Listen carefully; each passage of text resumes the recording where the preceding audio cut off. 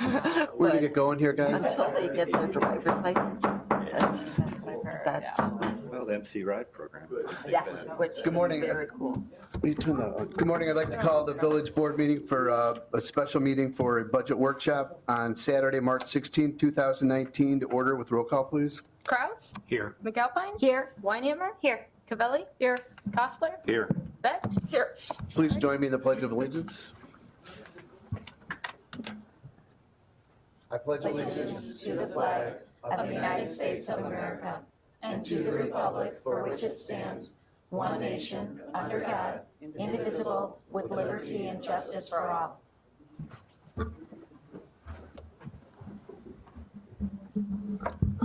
I will now move to the open forum where the public is invited to make an issue-oriented comment on any matter of public concern not otherwise on the agenda. I know of one that would like to address the board. Mary, would you like to come up and state your name and address for the record, please? I'm Mary Hall at 937 Woodbridge in Cary. My comment is to bring up a matter that was brought up in August about a mosquito abatement program. It's not in place now in Cary, and I would like that to be a fairly mandatory part of the upcoming budget that you are beginning to plan for this year and all the subsequent years. I think mosquito abatement, not abasement, abatement is a really important part of our public health here in Cary, especially since the mosquitoes have been a very severe problem here. Thank you. Thank you, Mary. Is there anybody else that would like to address the village board?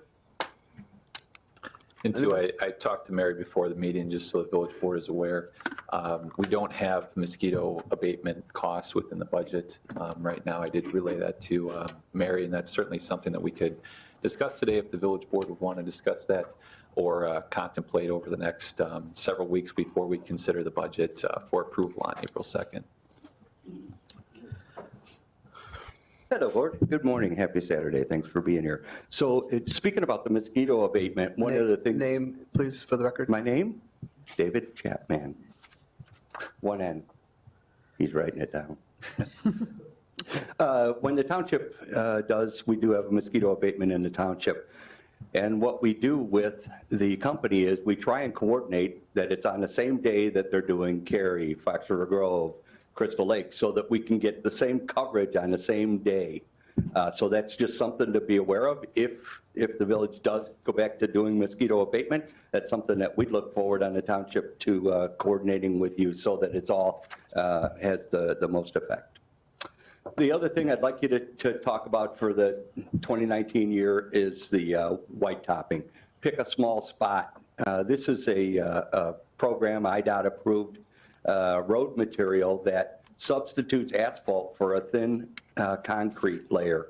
It lasts longer. Yes, initially it's more expensive, but you don't have the annual maintenance. You don't have the outgassing of the harmful gases, anthracene and other carcinogens. It's going to be a savings to the taxpayers. And lastly is I'd like the board to consider looking at a public-private partnership to put the solar units up on our government buildings. We did a study a couple of years ago about that, the feasibility of putting a generating solar panels out by the water treatment plant, and there's room there, and we could use that to power most of our electricity needs for our municipal buildings. So that's just something that I'd like us to consider. Thank you. Hey, Dave, can I ask you a quick question? Yes. When does the township do the mosquito abatement? You know what, it depends, because they look at the larval rate when, we've had the biggest rain or so that these guys are out there looking all the time. They're investigating the water sources and then they'll announce the schedule and give everybody time so that they can make their residents known. Okay. And then one more question for you. Yes. How many times a year do you do that? Twice. Twice, okay. Yeah. Thank you. We do, to follow up on the other items that Trustee Chapman had brought up, here the white topping we have included in our multi-year CIP, so it's not our capital improvement program. It's not scheduled for next year, but it's one of those items within the out year that we want to explore, and so we haven't forgotten about that from your previous suggestion. And then two, for green initiatives, Eric, if you could just give, while we're talking about it here, a quick commercial on that LED streetlight conversion that we're looking to do. So we're always looking for green initiatives. And that's one that we hope, it's included in the budget this year, that we hope to get approved in the budget then. That's great, thank you. Yes, from our CIP, we're proposing the inclusion of a new streetlight replacement program. So that program is utilizing a ComEd rebate to convert over 300 of our existing streetlights, mainly the coach light style lights that are all over town, convert those to LED, and the ComEd rebate would provide approximately 75% of the costs back to us. So that would, in addition to, I believe it's about $9,000 per year in annual savings for energy on top of the rebate. So we're always looking for green initiatives. It may not be solar or wind. We may get to those at some point. But if there's an opportunity to implement things to help out the environment, we're looking to do so. Thanks a lot. Thank you. Anybody else like to address the village board? We'll go ahead and close open forum at 9:06. Moving on to the item at hand, our draft budget. Turn it over to Jake. So Mayor, Village Board, this is our second budget meeting. If you recall, we had our CIP, our capital improvement program that we reviewed back in February. Today, we're going to spend the majority of our time reviewing the general fund. We're also going to spend a little bit of time reviewing the water and sanitation fund and our capital projects that we have planned for next year. So here's a summary of all the funds, all the different buckets of dollars within the Village of Cary. We have 12 different funds within the village. We spent a lot of time through our CIP meeting reviewing these various funds. So there's a lot of information on this slide, but just want to focus initially the board's attention, the public's attention to that top line that illustrates all those funds, all those different buckets of dollars. So our general fund or our operating fund is what we'll talk mostly about today. And then moving left to right, our MFT, that's the motor fuel tax. That fund's used to pay for the road program within the village. Our bond fund pays off existing debt within the village. Capital projects, those dollars and funds we use for special projects. Vehicle and equipment fund. We also have 2 TIF districts within the village. Our land conservancy fund, those funds will be put towards the long-term maintenance of the Meyer material property once that is taken over by the village. Our revolving loan fund, the revolving loan fund will be moved this fiscal year into the capital projects fund. Water and sanitation fund is purely an enterprise fund. Our parking fund, that pays for all the maintenance and work related to the commuter parking lots within the downtown. And then finally, the building fund. The building fund was set up by the village board approximately 5 years ago, and that goes for the will be put into a potential new building, a new village hall, new police station. So those are the funds within the Village of Cary. We'll come back to this slide later on in the presentation. So preliminary results, how we're expecting to finish the current year, the current fiscal year that we're in right now. For the general fund, our revenues are projected to be over expenditures by approximately $22,000. So that is good news. Our department directors have done a great job in controlling expenditures this fiscal year. Unassigned fund balance, that's projected to be at 48%, which is above the policy that's set by the village board by resolution. That's 45%. This is unaudited. We still obviously too have a few more months left in the fiscal year, so these numbers could change slightly, but that is good news, and the board should be pleased with that. The bond rating, this was from our last bond rating. The Village of Cary is a AA2, which that is a good rating for the village. Certainly there are ratings that are higher. Would be challenge for us to get much higher than that. And Mike, if maybe you could explain for the public here what the challenges would be for us to get to that AAA rating. The highest bond rating that a local government can have is a AAA rating. One of the obstacles we come across in trying to improve the village's credit rating is being a non-home rule community, we're pretty limited in the resources or revenue sources that we have available to us. We also don't have unlimited taxing growth that a home rule community would have. Other factors that go into it is the rating agencies look at the amount of new growth within the village. Last few years, we've seen some pretty significant improvements taking place in the village, but they look for over a period of time to see that tax base increasing. Lastly, they look at the amount of debt that's issued. Village of Cary has been, does not go out to the bond market often. It's pretty much based on need here in the Village of Cary. We've had successful issues with successful ratings, but that is something that the rating agencies would look for in terms of improving a village's credit rating. Thank you, Michael. So speaking of debt, that's a good transition here to the existing and outstanding debt that the village has right now. Our BAP bonds, the Build America, those were the road bonds that were issued in 2009. The Village of Cary is planning to pay those off early, and that would be in 2019. So later this year, we'd have those bonds paid off. We also have a debt issuance in the Water and Sanitation Fund. This was for several years ago for a plant expansion that occurred at Public Works. This is going to be paid off here in fiscal year 2024. And then most recently, as the board is aware, we had our phosphorus limit project, multi-million-dollar project that was just recently completed, successfully completed by our staff. And that is a 20-year issue. The great thing about that, you can see on the bottom there is that annual interest rate, phenomenal interest rate. We should be very happy about that, 1.5%. That's great news going forward with that project. So we have... Can I ask a quick question real quick on the Build America bonds? Absolutely. What are we using to collateralize those? Again, just so we can make sure the public's aware of what's going on with that. The electric utility tax. So once that stops, what are we going to be doing with the, if we're going to be paying it off, are we going to be looking at what we're going to be doing with that? We're planning for, yep, we're planning for that to be a rollover to pay either for renovation of this building or building new building. I just want to make sure, I thought it was important for us to get that out, what's going to happen, because that's going to roll over this year. So our strategic objectives, there are 5 that I've identified here for next year.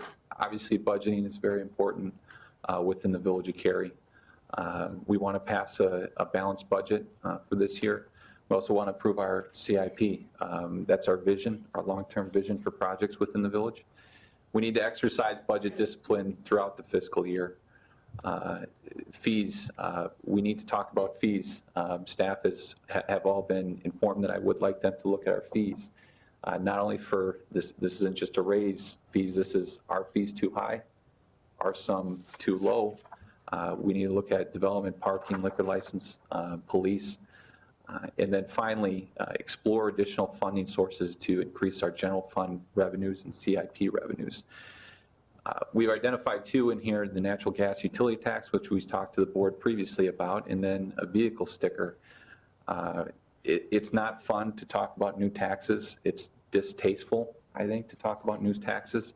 But we got a reality here is that we have some challenges, some funding challenges. Mike, if you could maybe give an overview of why we are focused on these as potential options for funding sources within the village. Sure. I think you're getting kind of used to me standing up here and basically complaining that we need to generate some new revenue sources to look at some of the long-term needs of the Village of Cary. I think going forward, it's safe to say, and I could go back to that fund schedule that was originally placed up there. I firmly believe the village is kind of looking at a triple whammy sometime in the near future. And I guess I base that triple whammy on the fact that in our capital improvement fund, based on the budget this year, there will be no remaining money in the capital improvements fund.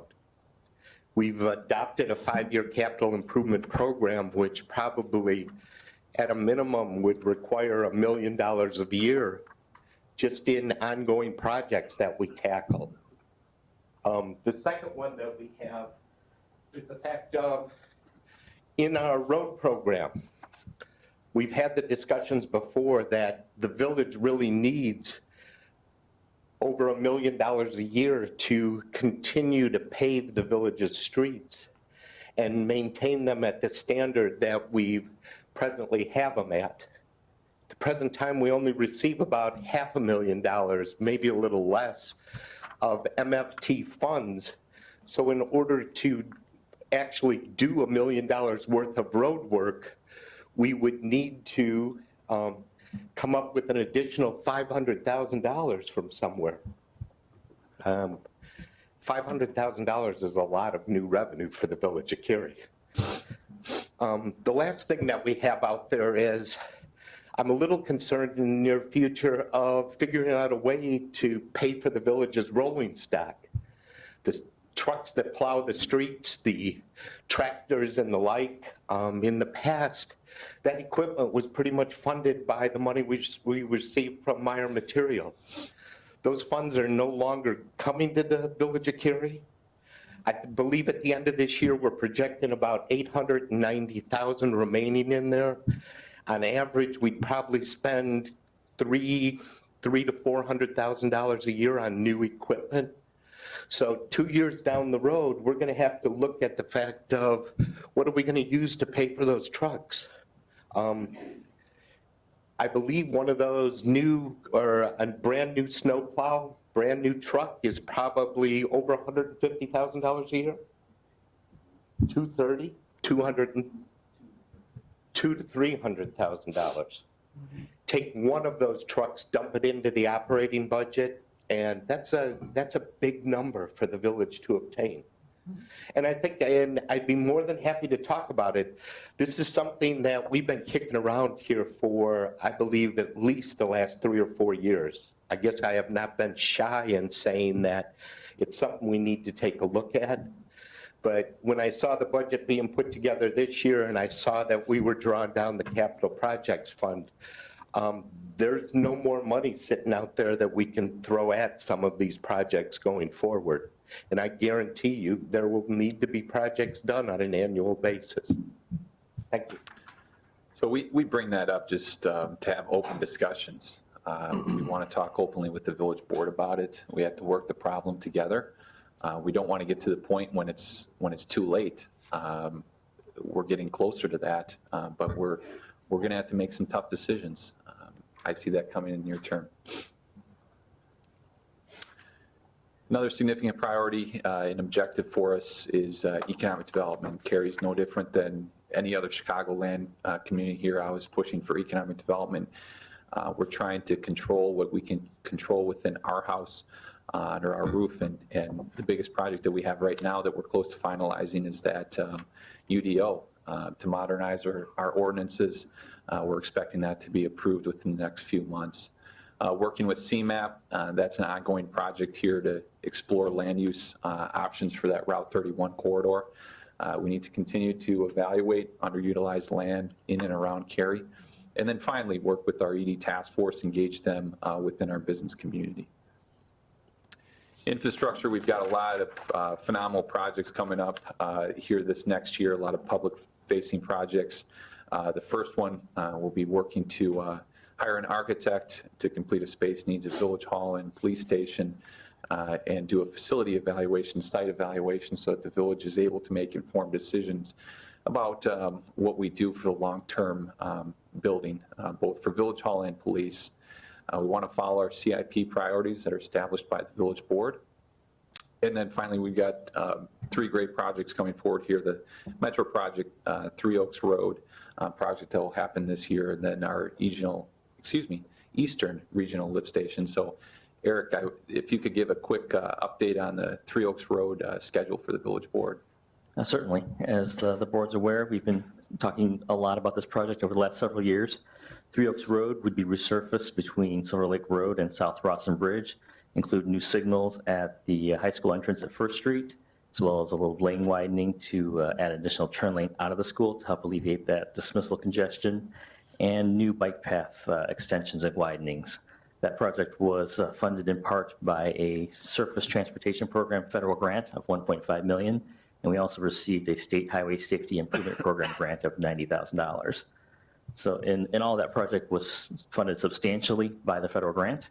We just, because of that grant, we are coordinating with IDOT, as they were the ones that do the processing for the, with the bidding and construction and design approvals. We just had our pre-construction meeting yesterday, and the contractor is on board with the low bid, and the schedule for start of work will be June 3rd. So we'll start our outreach with the residents and the neighborhoods and the major stakeholders. But that project will begin this summer and will be substantially completed, start work actually after school begins, to eliminate some of that conflict with the surrounding traffic, and all the road work and substantial disruption will be done over the summer before school starts, with some of the signal work and landscaping to follow up the following spring. So that project is on target, and we had favorable bid results with the program with IDOT, so we're looking forward to a successful and cost-effective project. Thanks, Eric. Thank you, Eric. Again, intergovernmental cooperation, public-private partnerships. I think the Village of Cary has been very successful with this, continuing to challenge the status quo of how we provide services to our customers. We need to continue to evaluate options to further enhance this, whether it's with other government partners or private firms. As the board is aware, we've got the Maplewood property that's still undeveloped, a very important piece of property in the Village of Cary. Village staff needs to continue to work with school district representatives on that property. And then finally, once the Meyer Lafarge property is turned over to the Village of Cary, work with the Park District, Conservation District. As I've told the board previously, I think the long-term best interest for the village is that this property is under the leadership and guidance of either the Park District or the Conservation District. Then finally, our housing growth within the village. I think most people agree that we need to continue to explore ideas for additional senior housing or senior housing options within the village, but keeping in mind that we always want to focus on high quality. We want things that are going to meet the needs and look that we've established here in the Village of Cary, and not just approve any project. So moving on to some of the budget challenges. Every year there are budget challenges. I've identified three here that are very significant challenges for us. And the first one is a big boat anchor to the Village of Cary and all municipalities, and that's the state of Illinois, unfortunately. The state of Illinois continues to divert revenues away from municipalities, makes us harder to complete our budgets. Specifically here, LGDF, or the Local Government Distributive Fund. Those are income tax dollars that are provided to the Village of Cary. And in fiscal year 17-18, the state made an unfortunate decision. They wanted to divert revenues away from municipalities. They diverted over $150,000 away from the Village of Cary. That was a significant hit to our budget. They continue to divert those dollars. They've reduced, so it was a 10% diversion. They've actually reduced it now to 5%. So you can see in that fiscal year that we're planning for next year, our 19-20, it's $90,000 that we've planned for them to take away from the municipalities and the Village of Cary specifically. That's a big number. 90,000 is, you can appreciate, we could put that towards a lot of things.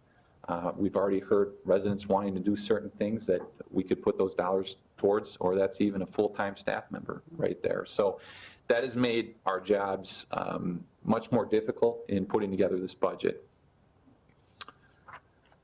Again, this one is just straight math, but we're seeing the expenditures continue to outgrow our revenues.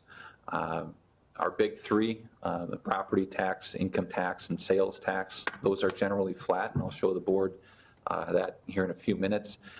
Personnel and benefit costs, those continue to increase. Not a surprise. We have contractual arrangements here with our employees.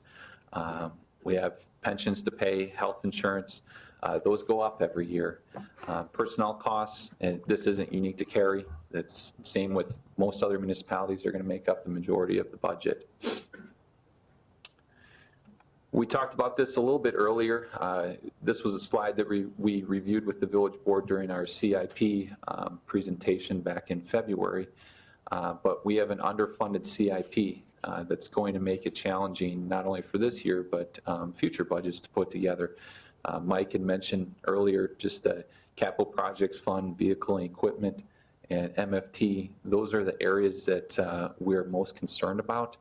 Our capital projects fund, as Mike had mentioned, we're going to get pretty close to using up all of those funds this year. Our vehicle and equipment, we have dollars for the next 5 years, but what we do beyond that is still up in the air. And then motor fuel tax, if you recall, I mean, motor fuel tax, we use those dollars to pay for our roads. In our presentation, Eric went over in February, the CIP. We need approximately, I think it was about $1.1 million for roads, and right now we're putting 450, 500,000 into roads. That's a big delta to make up. So we need to continue to work that problem. The good news, though, going forward here, this budget year for 19-20 for the general fund is balanced. It's approximately an $8.4 million budget. Revenues, we're seeing about a 4.3% increase from last fiscal year, so that is good news here at the village. How are the revenues made up? As I talked about earlier, the majority of our revenues that what we're going to see is from that sales tax, income tax, and property tax. Those are our big three. And you can see how those big three have been performing over the last 5 or so years. Property tax is on the top, that's the blue line. Income tax is in the middle, that's the green line. And then the yellowish color is the sales tax. Those are pretty flat trend lines over the last couple of years. You've seen a few minor dips, but I would call those flat revenue sources. Expenditures, again, excuse me, within the general fund, $8.4 million budget. Expenditures of about a 4.5% increase from last fiscal year. We'll go over what the majority of those increases are here in future slides. How the expenditures are made up. So the majority of it, not to pick on the police department, but the majority of it is from the police department. Again, that's not a surprise. That's where the majority of our personnel are from. Both police and public works are personnel-driven departments. That, again, it's not a surprise that they're going to make up the majority of that pie. You can see here then how much we're generally assigning for personnel. Again, this isn't unique to Cary, but approximately 75% of our general fund costs are related to personnel. The Village of Cary is a service provider. We're in the service business. We need our personnel to provide our services to our customers. But what have we been doing the last several years to control expenditures, and specifically related to personnel? And you can see the village has made aggressive steps in controlling our personnel. We've cut personnel over the last 10 years by 30 to 35%. It's an incredible number. I'm not aware of any services, significant services that have been cut during that time. Again, we need to continue to challenge the status quo of how we provide services to our customers. Now, getting into specific departments here, so we'll review Village Hall, Police, and Public Works. So for Village Hall, I've lumped pretty much the majority of everything that's not Police and Public Works in Village Hall. So we have admin, legal, central services, boards and commission, community development, and finance is all within that Village Hall bucket. We have 6 full-time staff, 1 part-time. We also employ an intern and contractual staff. You can see the Village Hall budget is a modest increase of approximately 3%. Moving on then to police. So within the general fund, the police includes patrol investigations, records support services. 26 sworn staff. We also have 3 civilian staff, and there's contractual staff too that we partner with. Some of those contractual services, and I'll ask the chief to give a little commercial here about CCOM. CCOM's been a great asset for the Village of Cary. We've been with CCOM since probably 2003, 2004, plus or minus, in Crossing Guard Social Services. But Chief, if you could just give a quick overview of how CCOM works for those that don't know. Sure. At one time, the Village of Cary had its own communications center that would have to be staffed 24 hours a day, 7 days a week. To do that, minimally, you have to have 4.3 people, so that's 5 people, and that's only one person. But you were dispatching for both fire and police. So if you kind of extrapolate that out, that's somewhere in the area of $500,000, at least. And I'm certain that operationally, maybe on afternoon shift, maybe on day shift, you'd have 2 people in there, because one telecommunicator cannot listen to 2 radio frequencies or talk groups at one time. You're going to miss traffic. So right now, at 2003, 2004, yeah. The village elected to partner with Algonquin and Crystal Lake and formed a consolidated dispatch center, Southeast Emergency Communication Center. Right now, by that virtue of doing that alone, you increased your interoperability or operational enhancements, number one. Number two is, we were required to consolidate in this county from 6 PSAPs to 3 PSAPs just last year. We did that without a problem because CCOM had always been our dispatch center. But other things that you realize, or we share a talk group with Algonquin and McHenry County College. So now radio traffic is self-policing. You only need one telecommunicator to monitor that talk group, in addition to them providing other support in that communication center. So you've enhanced your efficiencies by virtue of this agreement, but I believe that you've also increased the quality of service that we receive, given the fact that we have a professional director at CCOM and things of that nature. And it's governed by a board, so of the representatives of the people that, or the groups that entered into that intergovernmental agreement to create it. So there's a lot of oversight, and there's a high degree of professional development, number one, but professionalism in regards to delivery of services from that particular agency. Any questions, or? I have a question. Sure. Did you guys contract with them? Is there like a contractual agreement that you Well, it's an intergovernmental negotiate? agreement. It's an intergovernmental agreement, and then there's a cost per call that is assessed to all of the groups that are, part of the CCOM, which there's the 3 original agencies that entered into that intergovernmental agreement, and now Lake in the Hills, Huntley, Lake in the Hills Fire, and Huntley Fire are now part of CCOM, but they're more contractual. They're not part of the intergovernmental agreement. So we're kind of a managing partner, if you will, in regards to our position on that, in that group. The village of Cary, Algonquin, and the city of Crystal Lake, so myself and then the city manager of Crystal Lake and the village manager of Algonquin make up the executive board of CCOM. And then we have an executive director then that oversees that operation. So, and the only reason why I ask is, where I work, we just entered into a new contract with another agency, and we're very similar, 25 sworn, and our rate is under 200,000, which is significant cost difference. So I was just wondering how that 316,000, where that comes from, but it sounds like it comes from your calls for service. Calls for service are assessed that way, and I think for the last 3 years, they haven't increased. Yeah, it's actually going to be 4 now. There hasn't been any. So increase seeing in that we're services. a partner, since we were a founding member of this, so would there ever be an opportunity where we would explore other dispatch centers to see what costs they could give us? So you're on Starcom, right? Yes, we are.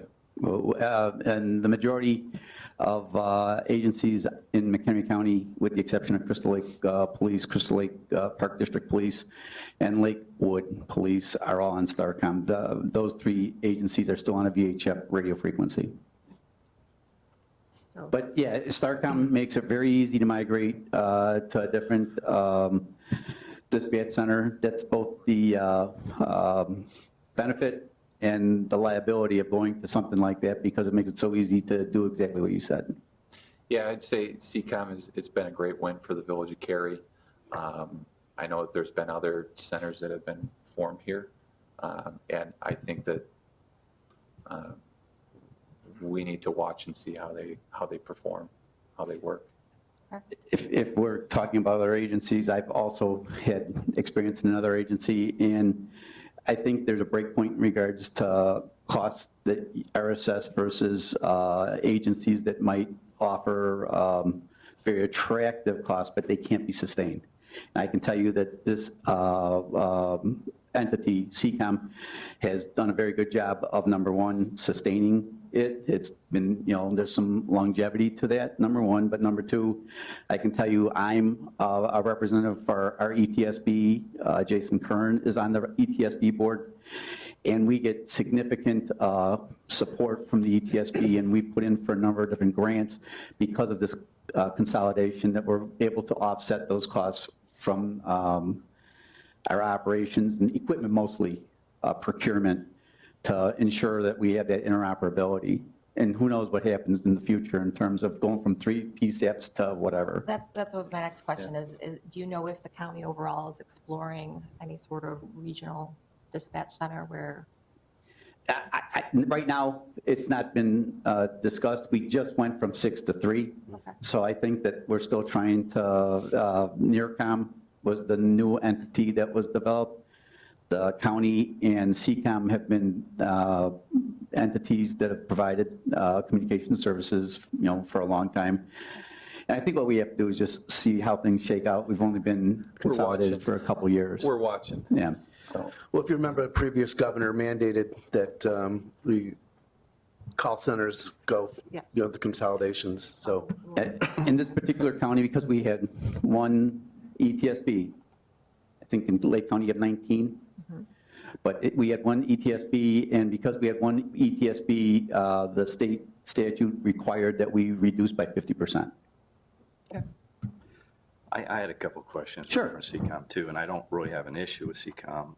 It seems to be working, but maybe this is better directed at Michael. As far as, since we are a founding partner in that, does this add value to the village? Is that in our bottom line anywhere? Is that an asset to us? We don't get a revenue out of that, but the I'm village. not saying revenue, but is there ability to sell that share? No, Okay. no. We're a voting member. I mean, that's a pretty strong position to be in. And I just want to remind you, to staff a communications center, one position, 24 hours a day, 70 days a week, 365 days a year, mathematically, it's 4.3 people, so you have to hire 5. So, we're doing this. Right. And I'm not saying sell it, yeah. but I'm looking at just the total finances here and the liability that's incurred, so that my next question was, how does it relate as far as if there's total expenses per year of whatever it is, $4 million at CCOM, and we have so many partners, does that directly relate to the per call cost or payment? Or does it ever operate in the red? Are we in the black? How does that work out? CCOM's finances? Yeah. CCOM is in a strong financial position. As the chief said, it's a well-run organization. We have a professional executive director that runs that organization, and it's doing great. And he's had experience in Glenview and Highland Park. And consolidated is by far the way to go. Absolutely. Yep, no doubt about The it. fact, though, you enjoy interoperability just because you have, Great. the radio traffic being centralized, but then it also allows you to be even more efficient, because when you start doing studies in regards to radio traffic that's, produced, and radio traffic on a single talk group is self-policing, it makes sense to, kind of try to gauge your efficiencies in regards to assignment of those things. And that's one of the things too that I think is missed here is just having that professional executive director. Jason Kern is a phenomenal executive director, and we're really fortunate to have him over at CCOM. And if we did, for example, have this in-house, I mean, it's I've done that too. Yeah, it's the chief doing it, but not that the chief can handle it, but to have that executive director, that's their sole responsibility. We're really fortunate to have him. He's been a great asset for CCOM over the last 4 or 5 years since he's been there. So, Yeah, and what I was getting at, I don't doubt any of that, was efficiency. So what do we have, like 14 participants in it, 12 or 14? And my point is, for future liabilities, if half were to pull out and we're left holding the bag 5 years down the road, what are we going to do? well, I'm sorry, I'll let you finish. So and conversely, if we get more people to come into CCOM, do our expenses, our payments go down? So that's what I'm looking at. Yeah, we don't have anywhere near 14 agencies. The village, CCOM just recently added Huntley and Lake and Hills, and those were great assets, and they're multi-year contracts then too. Like I said, the financial position of CCOM is great with the addition of those 2 agencies, and we've got some other agencies that are looking at CCOM even further. If we add other agencies, that's something that we'll talk about the executive board, which I'm a part of, that we'll review. We've been fortunate the last 4 years to keep rates flat, but yeah, it's in rock solid shape financially, and we're in a great position to be a part of CCOM. But I guess what I think Jim's asking is, if you were to add, let's say, 3 more agencies this year, would that $316,000 go down because now there's more of a cost sharing amongst a larger pool of entities? Well, it's based on our calls for service. Okay, so even adding those entities would not? Well, It Since we depends if you add people. Right. it really, Right. there's a lot of factors that I don't really know because we're speculating here now. Okay. And if we add members, then that's something that we'll talk about, our executive board of CCOM with the executive director. And to the chief's point, do we need to add more telecommunicators? Can we handle it with the folks that we have right now? Right. We're trying to get, I don't know, it's hard to answer that without knowing who's coming aboard and without having that conversation fully with the executive board at CCOM. Overall, I believe it's a very professional organization. They do a very good job in regards to the delivery of service. And is there, well, I think what you're asking, is there an economy of scale? What's that break point? And it's going to be based on the traffic and call volume that is generated by these incoming agencies. And do you have to hire more people? Because people are expensive. Yeah. But right now, we've been able to assign agencies to talk groups and really take advantage of that efficiency. And I think that there's still room for that. It just depends on how you balance, number one, adjacencies, because it's really nice to have agencies that are on talk groups that are adjacent to each other, number one, and number two, the volume of traffic or activity that's generated. But it's a good discussion. We need to have discussions about all our contractual arrangements, whether it's CCOM or any other provider that we have within the Village of Cary. Thank you, Chief. Chief, what's an ETSB? You mentioned that. An ETSB is an Emergency Telephone Systems Board. In McHenry County, it's a county entity, and there are different representatives. They're appointed by the county, McHenry County, number one, and number two. There's a surcharge that's assessed on cell phones and telephone lines, and they use that to fund certain, not all, but certain services and equipment and things of that nature that are intended to get a first responder to a call for service.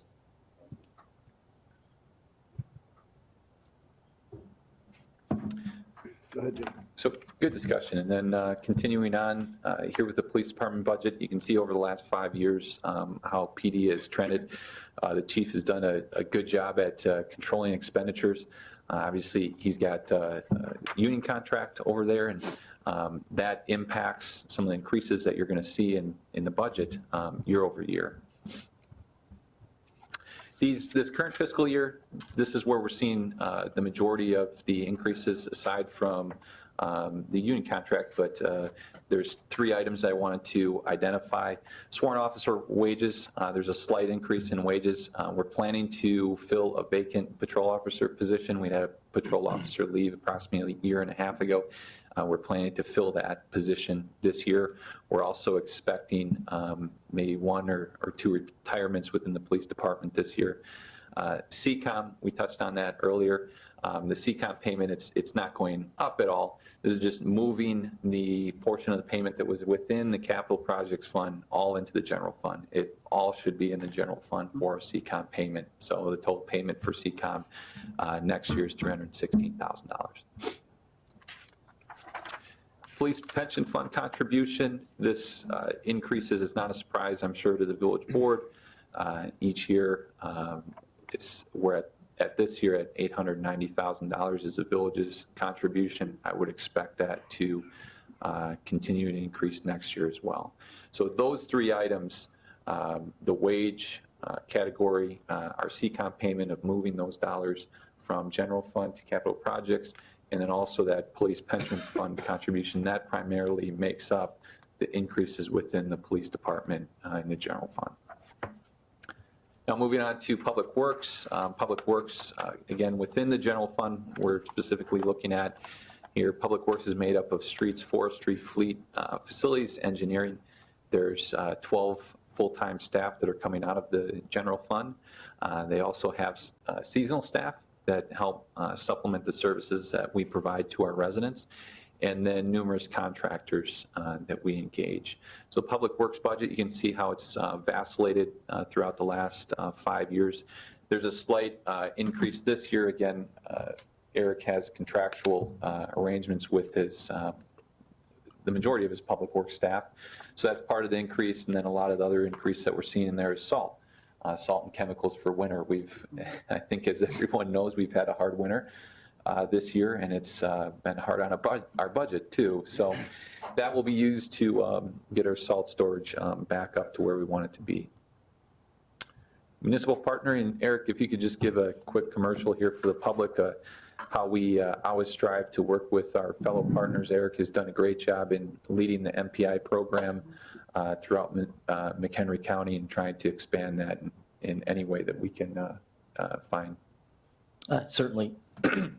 As you're aware, many of our programs in Public Works with the reduction of staff over time through attrition and retirements, we've been able to supplement and maintain services by going out for contract with some of these services to help further reduce those costs and get scale of economy given the size of our programs. We partnered with many other agencies for things like street sweeping, right-of-way mowing, signal maintenance, and so forth. As you can see in the slide before you, as a leader and one of the main organizers of the municipal partnering in McHenry County, Carrie does organize and host meetings bi-monthly with all of our peers and many of the agencies around us. And of the 16 potential contracts that were out there in 2018, we are actually participating in 15 of those 16. So we are definitely taking advantage of the scale of economies and cost savings, and as well as the administrative timing. It does take a lot of effort on a staff perspective to issue requests for bids and doing the documentation, specifications, and the actual bid process itself. So in partnering with all these other agencies, instead of having to manage 15 different contracts and organize those bids, we're actually, I think we are the leads in about 3 or 4 of those. So it just goes to show it. I mean, we're continuing to challenge how we provide services, challenge that status quo, look for ways to do things differently. And Eric's been a great leader, not only here at Cary, but just in McHenry County to try to push the envelope. Any questions about MPI? Quick question, just so that for clarification, because someone might say, well, why aren't we doing the 16th one? Why are we 15 of 16? Is there any reason, is there nothing really available for the bike path patching, or is it because we're deferring that to a lot to the park district, or why are we not participating in that one? Based on needs. So certain years, there'll be some programs that we participate in and some we won't need to. That particular one, we haven't had a major need. The ones that have become critical, we would be handling in-house. But if the need becomes evident that it can't be done with the existing forces and resources, then we would look to obviously add to those other contracts. Perfect. Thanks, Eric. Thanks, Eric. So here, as I touched on early, or a few slides ago, that's the majority of our increase that we're seeing within the Public Works General Fund budget is related to our winter operations. And additionally, some of our other contractual arrangements that Eric has down in Public Works. So general fund, we always want to talk about the future and look at the future of not only for the general fund, but also our CIP. As you recall, our 5-year CIP is a multi-year look, and we try to view the general fund as through that same lens of looking at it multi-year.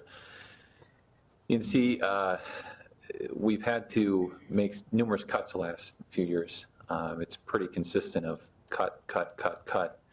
I should include defer, defer, defer, defer. There's many projects that you're not seeing within the budget because we're deferring those just because of the challenges that we have to put together the budget. So this year, we had to make cuts and defer expenditures. We're expecting a deficit next year, which may mean more cuts and more deferring. And Mike, if you could elaborate a little bit about the challenges that making cuts and deferring things, what that stress does now on future budgets here in the village. One of the things that we deal with on a regular basis is the fact of we're constantly looking at that list of needs that's in front of us. I mean, every year when this budget gets compiled, the list of items brought to our attention from Public Works, Police, Brian in Development gets longer and longer. All of those items in that list are something that is genuinely needed and should be addressed. But in going through the process, we figure which of the items have the highest priority and the biggest need and start weeding the list down from there. The problem is all of those items that get pulled out in any given year just don't go away. They continue to be out there. They continue to haunt us. And it's a matter of we're either going to throw it in the budget and plan that we're going to replace something, or we're going to leave it out of the budget and hope that it doesn't go down. And in the event it does go down, now we have to deal with an emergency expenditure or something similar. I think going forward, those needs are going to continue to increase with us. We're aware of them. It's good that we're aware of them. We know the items that are in play. It's just for many of the items that we're looking at, we'd like to get some of that stuff done, and we're just unable to accomplish it based on the funds that are available to us. The reason we bring this up is that we heard from a resident talk about mosquito spraying, and we would love to put that in the budget, but it just comes down to our priorities and, as Mike said, our wants and needs. What is a want and what is a need? And both of the department directors, Eric and the chief, will say that they have projects that or items they'd like to put in the budget. But again, we have to focus collectively as a group of what are our wants and what are our needs. So now we're switching, we're moving out of a bucket of dollars for the general fund, and we're moving into a different bucket of dollars, and that would be our water and sanitation fund. So water and sanitation, whole separate bucket of dollars. Our expenditures are over revenues. This is not a surprise for staff. Just to remind the public and village board, we completed a water and sewer rate study, a 5-year study. These are, well, the expenditures are planned within the budget. This is not a surprise for us at all. We're spending down some of the reserves within the water and sanitation fund. Water and sanitation fund is made up of 9 full-time staff, seasonal assistant, and obviously contractual arrangements as well. You can see how the Water and Sanitation Fund has vacillated throughout the years. The Water Fund, those numbers are shown in blue, and the Sanitation Fund is shown in green. Our phosphorus limit project that was recently completed, multi-million-dollar project. Again, that was planned through the water and sewer rate study. We've got that. That's in the hashed area. And now once that's out of the way, obviously the expenditures for the sanitation fund have gone down. Some of the projects that we have within the water and sanitation fund, we've got a very aggressive project list. I think within that 5-year plan that we put together, there was over $11 million worth of work. So it's a very aggressive plan that Eric and his staff have for improvements within the Water and Sanitation Fund. Some of the highlights for this coming fiscal year, fire hydrant R&M, so that's a replacement program. We're also going to be doing engineering work, as the board is aware, and you've heard at some of our previous meetings related to our well 10. Skate upgrades, that's a massive project that we're going to be undertaking this next year. And then another big item within the list is well facade maintenance. So a very aggressive program to ensure that our water and sanitation infrastructure is maintained well and top notch within the village of Cary. Absolutely. I just want to bring up the point that the reason we go through that 5-year water rate study and have the board do it on a 5-year basis is so that we can take our 5-year capital program related to water and sewer, provide it to the company or the engineering firm that's doing the study to say, these are the improvements that we feel need to be added. We get their opinion in terms of if they agree with that, if there's other things in the system that need to be addressed. But the Water and Sewer Fund is a enterprise fund.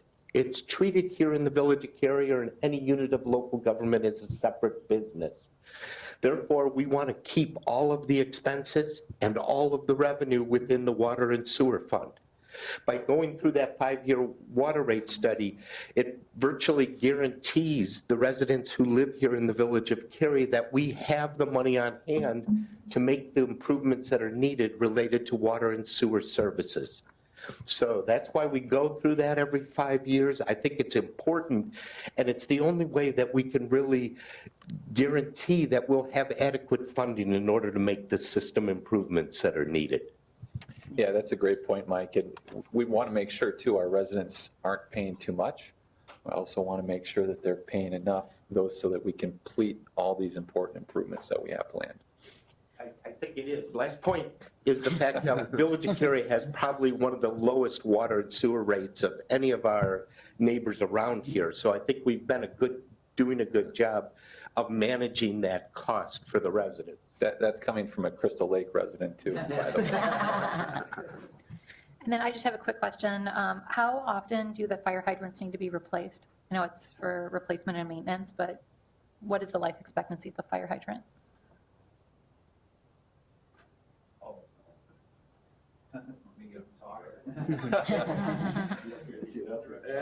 You are the new guy.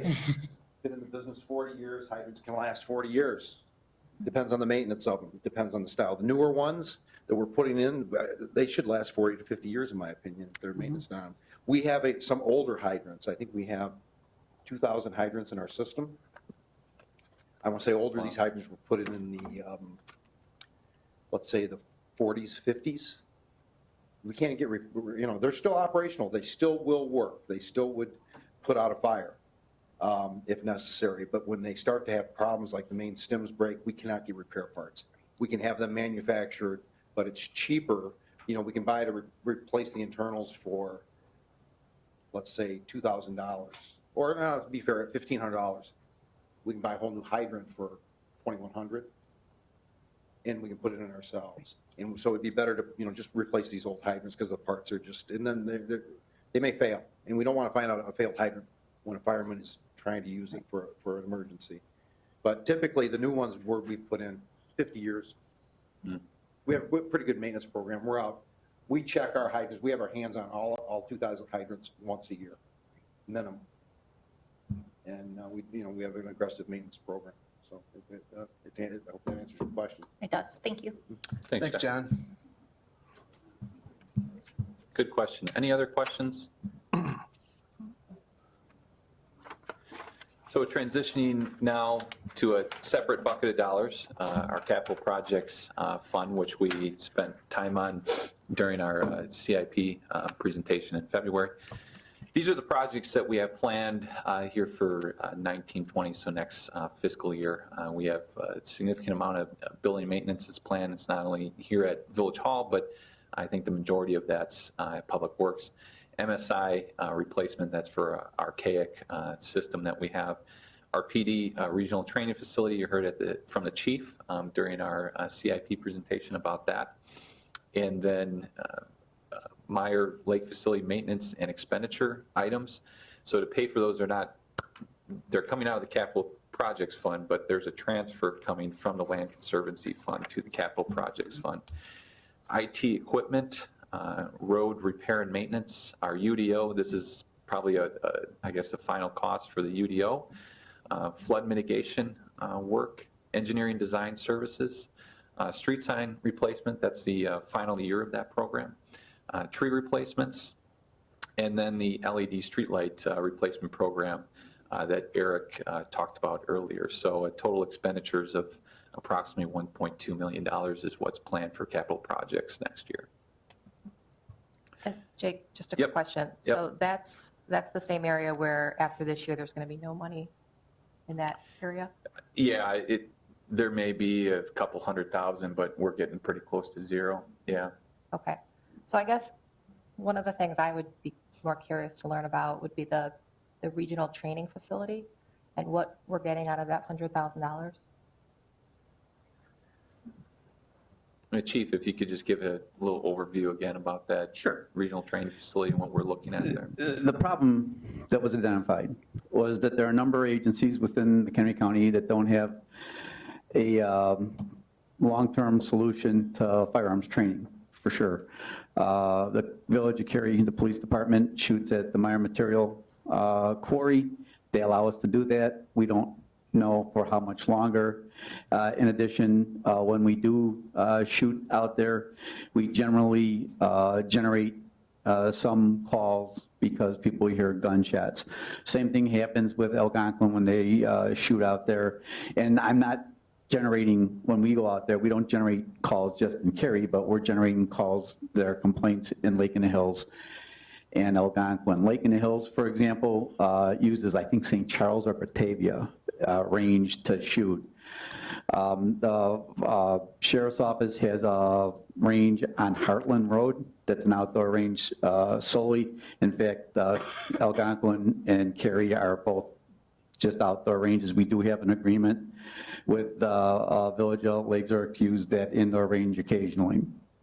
Now, the sheriff kind of spearheaded a initiative here to call us all together and indicate that perhaps it would be best if we all, at the request of village administrators at that time, to try looking at areas that we could consolidate our efforts and maybe save some money or increase our efficiencies. So we identified that perhaps a regional training facility might be one in particular right now, a firearms range, especially because it would, address some of the issues that these agencies are experiencing. But number two, it was also identified in our discussions that it would be nice to be able to train with each other collectively before we have an incident that occurs. So then we would have, that contact with ourselves in the agencies to get to know personnel and get to know their abilities and things of that nature, maybe train to a uniform standard. So what we've done is there's a group of agencies, Huntley, Algonquin, Lake in the Hills, Cary, and the Sheriff's Office that are exploring right now 4 options. One option is a modular range. The second option would be building a range from the ground up that would be permanent versus a modular, which you could move. There are issues with the modular range because if you move it, then there's an issue related to hazardous materials because you're using it with lead, airborne lead. So there might be an issue in regards to moving it. Plus it looked like when we did some cost estimates that the build from the ground up was less expensive than the modular range. Then we looked at an existing facility that we're exploring to see what maybe the cost of acquisition would be. And then finally looking at a building that we obtained that perhaps we retrofit. So we're still in the kind of investigation stage, number one. Number two, all the agencies that have participated in this have made a commitment to that amount, with the exception of the sheriff's office. The sheriff's office is bringing a significant amount of seizure money to this in the area of $800,000. So by pooling our resources, two things happen. Number one, we have a collective area that we can use for firearms training, and the future is perhaps training facility where we could host regional training as well. Number one. Number two, for us, if we're looking at building a facility, that would be one element that we wouldn't have to put in that facility. And I know from my previous experience that firearms ranges are a little bit expensive from both an HVAC standpoint. Where I came from, we had a 4-position range that was built in the building. We didn't finish that when it was initially built because we ran out of funding. And then we had a Homeland Security grant that we obtained for just the equipment, and that was over $100,000 for the HVAC, the targetry, and things of that nature. So I think all those things considered, I think this is a good initiative to be involved in right now. Okay, so my question is, what other ongoing costs will we have associated with this building then? Will we also be responsible for insurance? Will we also be responsible for maintenance? And that's also a discussion, and that's something that we have to consider. Number one, I know, in regards to facilities, especially it's determined by the type of trap. There's a couple different types of bullet traps, reclining grand traps, which is a granular rubber trap, need to be mined. When we kind of explored that would be one of those things that might be an offset if the company that does the maintenance is able to keep the retrieved or mined metal. And, that might be an offset there. The HVAC, the ventilation maintenance certainly is a cost that we have to consider, number one. I think versus the private sector, the public sector is we have, IRMA is our liability insurance. So, and because we're all like entities, that is probably easier for us than it is the private sector. And then I'm trying to think of the other thing I was going to say. I lost it. It couldn't backfire on foot. But all those things considered, the maintenance is, finally, we believe that with a facility like this, there's likelihood that we could attract training that might offset costs for that by renting it out to, for example, FLETC, the Federal Law Enforcement Training Center, or perhaps NEMR, or things of that nature. So those are all things that are being considered, and yes, it's one of those things that have been identified. So, and I guess that kind of leads into my next question then, is would it be better for Cary if we didn't take part ownership in this building, but we then contracted to utilize the building? So again, I'll just use my experiences. Right now, we contract with the facility, and we pay $115 per officer per year, which equates out to less than $3,000 a year. We're not responsible for any of the maintenance of the building. We don't take care of any of that. Just a significant cost difference than, putting $100,000 of seed money into this building, but then if we're also responsible for the maintenance, the ongoing costs that are associated with it. And my issue would be very much like the issue related to CCOM is if we're allowed to participate. So And have we looked at private facilities that we may be able to utilize? The issue with private facilities right now is that, given the current political climate, that it's harder and harder to run a range. So I don't know how long those ranges will be in business as it relates to more and more regulation and liability exposure and things of that nature. So I think that those are issues that we consider in regards to looking at private ranges. What about, so what does Crystal Lake currently use? On Target, which is the range in Crystal Lake. Do you know what they pay? I do not. I know we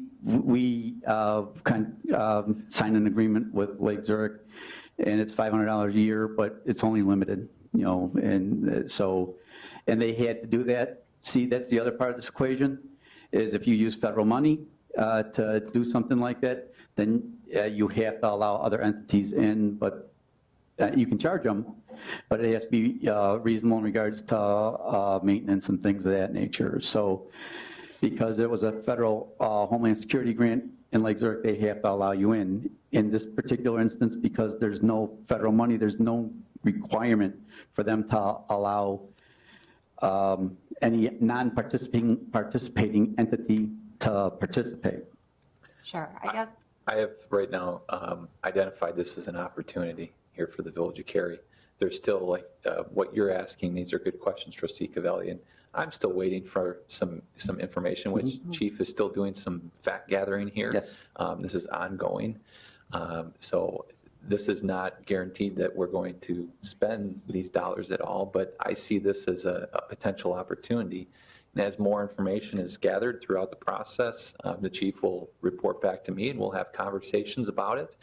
And this certainly would be an item before we would go down this path that the village board would have to make that approval. So right now I have it in the budget as I think it's a great opportunity for the Village of Cary, and we're going to continue to explore it further. And I would equate it to CCOM. I think that's, you know, the exact example of getting in on the ground floor and being able to control your own destiny versus leaving your destiny to somebody else. I get that, sorry. Just one more point I want to make. My only concern too is when you lock yourself into that, if there is another option later on down the road, like I said, we just switched because we found a contract that actually allowed us to save. There's a cost difference of almost $200,000. So in this instance, once I feel like we're invested in it, we're locked in, if there's another option out there that's cheaper, we're going to say, well, we already have this option. We've already invested in it. This is the route we're going. So I guess to me, I just would like more information on it. I don't oppose, you know, having a training facility. I think it's a great idea. I just don't know, given our financial constraints, when you speak about needs versus wants, there are other options out there that are significantly cheaper.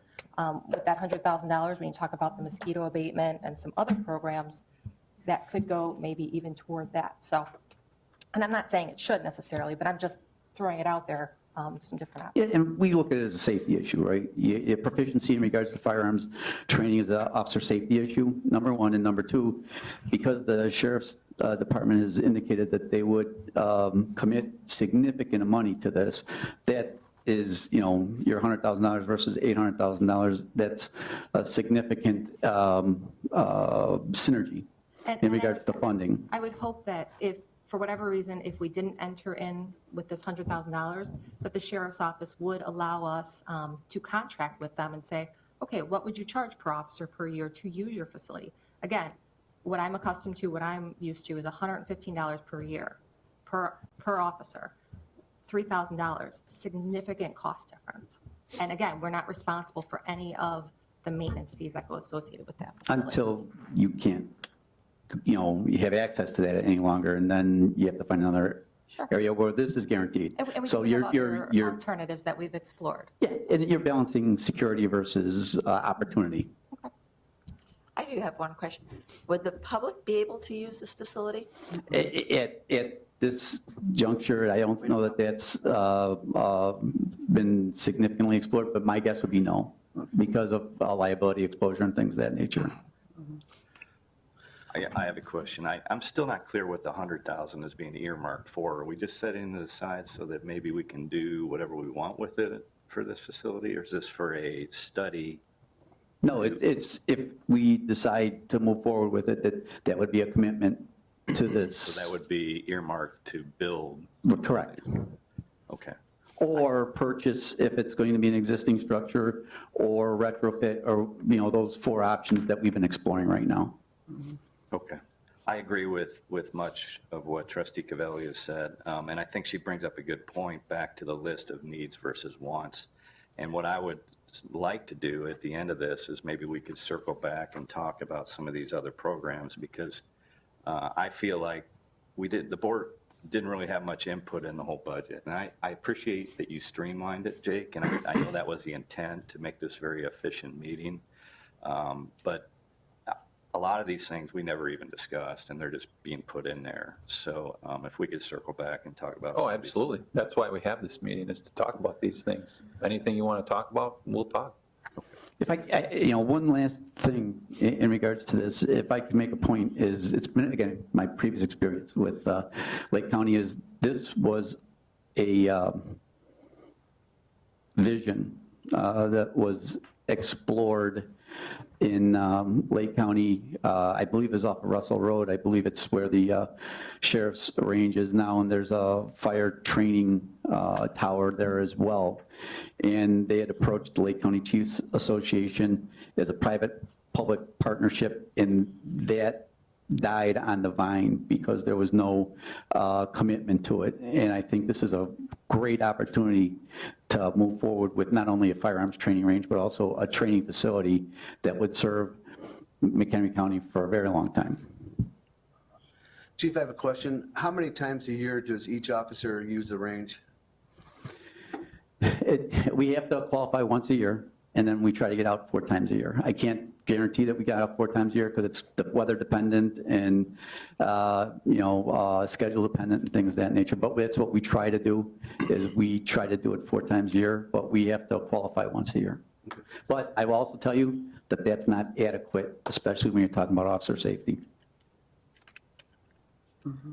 Any other questions for the chief? Where does Crystal Lake do their training? Do they have a facility? No, they use On Target. Oh, that's right, okay. Yeah, and again, they're dependent on, it's a private business, and if that business was to be sold or converted, then they would have to look for someplace else. Good questions. Any other questions about the capital projects here that are on the list?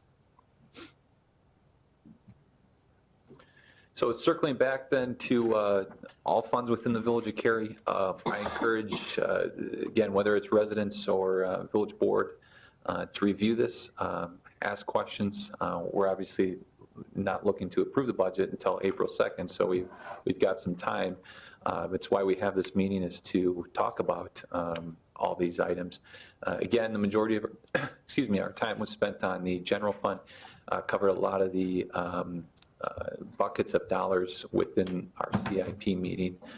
So within this fund slide, you'll see the revenues and expenditures that we're projecting within all funds. So that concludes our presentation. Happy to answer. It sounds like we have some other questions or items we want to go through it. Before we get to that, I'd just say that really proud of how this budget came together. Our staff did a great job working collectively on this.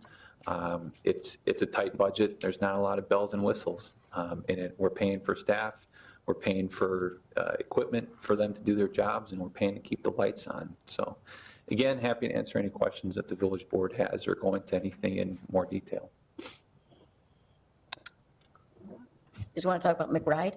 I do, Yeah. but not just McBride, but a lot of these other programs that are being suggested. And I talked this over with Trustee Kraus and some other trustees about the way these meetings used to be ran as far as an annual budget meeting. And it seems like we've shifted from a process of having direct board member input on expenditures to it's being prepackaged, which has its pluses and minuses. But I just want to be able to talk to some of these things. And I don't know if there exists a list of items that were not put into the budget? Do we have something? Yeah, we could, department directors could certainly talk about that. I don't think that they have their comprehensive list of items, but both Chief and Eric, I don't know if there are items specifically, if you have that you'd like to go over. I don't have the full list, but I'd be happy to put that together if the board would like to see that. Well, I just came up with, it's not even a long list, but just going through some of these items. I mean, of course, we had the mosquito spraying program brought up. I'm wondering about our recycling shredding program. The McRide program, I'm definitely on board for and would love to hear board feedback on that. I'm concerned about the architectural expenditures we have for the evaluating this facility, our village tree program, the expenses we pay for a village meteorologist, expenses related to stormwater engineering, and then we also had solar panels being brought up. So that's my short list. But Let's talk about them here. Let's go back to, I think you had mentioned tree replacements, Trustee Kostler? Yeah. Eric, if we could just start with, go through the list and talk about trees. Sure. So tree replacements in this year's capital program, we had proposed a budget of $20,000. The previous 3 to 4 years, we have been budgeting between $60,000 and $75,000 per year. The majority of that was to address the replacement over several years of the ash trees that were removed due to the emerald ash borer. We're actually nearing the end of that program, so that's why the number is significantly lower than previous years. This is to round out the balance of those remaining trees and then also take care of any trees that would come up moving forward from normal removals due to other, not just ash trees, but other species that may be dead, dying, or hazardous. So we also anticipate this number to be probably reduced a little bit more for next year as well. so how many trees does that cover? The bid prices of past years have been about $350 or so per tree. So we're getting 2 to 3, do the math in my head real quick, but usually about a few hundred trees per year. Okay. Is what our past programs have been. So this will obviously be lower. If the board would want us to defer that or not budget for trees this year, please let me know. And that is based on our current policy and process of if a tree is dead or dying, it has to be removed, and the location is appropriate, so it's not too close to a driveway or sidewalk or utilities and so forth. Then right now the village policy is to replace it, maybe not immediately, but replace it over time at 100% of the cost. Obviously, in previous years, there have been other practices where there's been cost-sharing options available, where the tree would not be replaced, but it would be the resident cost, or the resident would be responsible for part of the cost. But as I mentioned, the current policy that's been in place, I think since 2014 or so, or 2013, has been to do a full replacement because of the EAB impact. Is there any benefit of using trees that may be a year or two younger to get a better cost on per trees? They do get cheaper the smaller the caliper or the size tree. As we've probably seen with our past programs, we put in 2.5-inch diameter trees. So we already placed probably about the smallest that you would probably want to install to ensure the likelihood of survivability. Smaller trees will be more susceptible to animals or even wind damage at that point and may require more maintenance up front. That 2.5-inch range is kind of the industry standard for the sweet spot of cost versus less maintenance for the village overall, less watering involved in the onset as the tree establishes. Most residents would probably say that the trees look a little like sticks, even at the 2.5-inch that we place now. If you were to go from, I guess, from the benefit of maybe getting a little more substantial looking tree from the get-go, that would be probably more in the 3 or 4-inch range. But like I said, we've been purposely using the 2.5-inch from a cost perspective. And species also makes a difference as well. We've been planting less maples in our new programs I think a lot of the residents like the aesthetics and the look of the maple trees for two reasons. Though one, they cost more than some of the species that we actually pick out. So we've been controlling costs in that manner as well. But also diversity of our urban forest. When the ash trees went out, there were a high percentage of ash trees in the parkways. So obviously when the insect took out that particular species, it left a pretty big hole in our parkways. We have maples would be the next highest percentage of species that we have out there. So to encourage more maples is not recommended, just in case there's a maple tree disease or insect in the future, and also from a cost. Thanks, sir. I'm good with keeping it. And then, I like having a tree program. I do too. I think it's a good benefit for the village. It is. If you drive through the community, you see these huge holes that, and Jake and I were just out driving the community last week. You drive through some of these neighborhoods and it's like, bam, all these trees are gone now, and it's like an apocalypse. So, ash trees. yeah. I think it just helps for the curb appeal for everything. And if I'm a resident and my tree is damaged and it's on the parkway, I'd like to see the village replace that. Perhaps we could look at a program where if they wanted a bigger tree, Right, they could they upgrade. could cost sharing, as opposed to just, the village covering the full cost with the smaller trees. But if they wanted to have a bigger tree, we could just Great idea. cost Right share. now, there's no Great cost idea. sharing right now, correct, Eric? Correct, not at this point. I But would- that's an interesting concept. I like that. perhaps. Would the board like us to explore I some like kind of I would cost like sharing? that a lot. Yeah. Great idea. Do we have residents call up and just say we would like to have a tree put in our parkway if there's one not there now? Yes, we get those calls. And interestingly enough, we also get the reverse call, though, where we get residents that, because of the time it's taken over the years to replace an ash tree, we had intended to replace some, and they've called and stopped us and said, well, they've gotten used to the way it looks and don't want it. But for the most part, I'd say the majority of residents do want those trees back.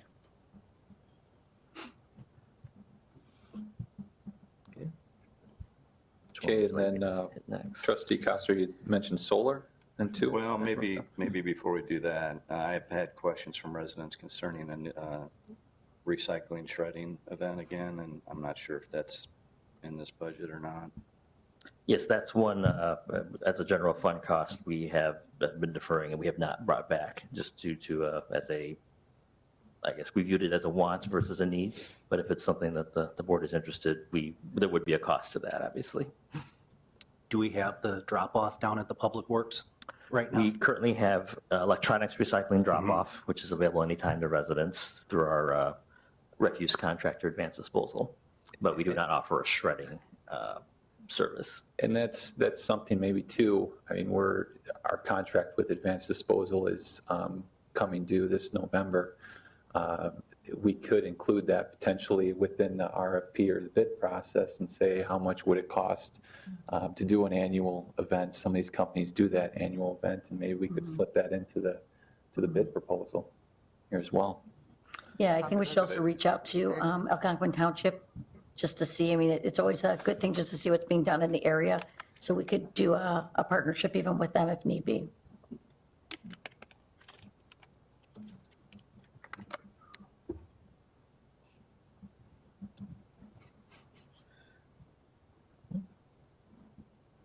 Next issue? If you want to do solar now, I guess we can do that. It doesn't have to be just my list, so. Well, you're the only one that's stated a list so far, so let's start We'll with work you. through those, yeah. You could Yep. be hitting somebody else's idea, so. And then solar, just to help explain it of. Well, what are you that was looking brought for? up by somebody, Chapman. Dave Chapman. Dave. So, I mean, he was talking about putting solar panels. Maybe you could help explain to the public how our costs are handled now as far as village electric use. Sure. Right now, because of our current franchise agreements that were in place with Commonwealth Edison, a number of our village facilities have electricity provided. We're billed for it, but we actually are not charged anything for the power. One of them being the Public Works facility, and another one being Village Hall. So that's one reason where, at this point, solar panels on our Public Works facility, I think is I definitely agree with the sentiment that from a green perspective, environmental perspective, it's a very good idea.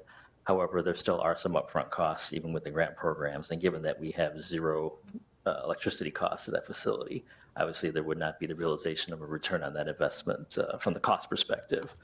From the environmental perspective, definitely, but we wouldn't have any annual cost savings on power. At the wastewater plant, there's some other areas that we constantly look at for improving our efficiencies and our power usage.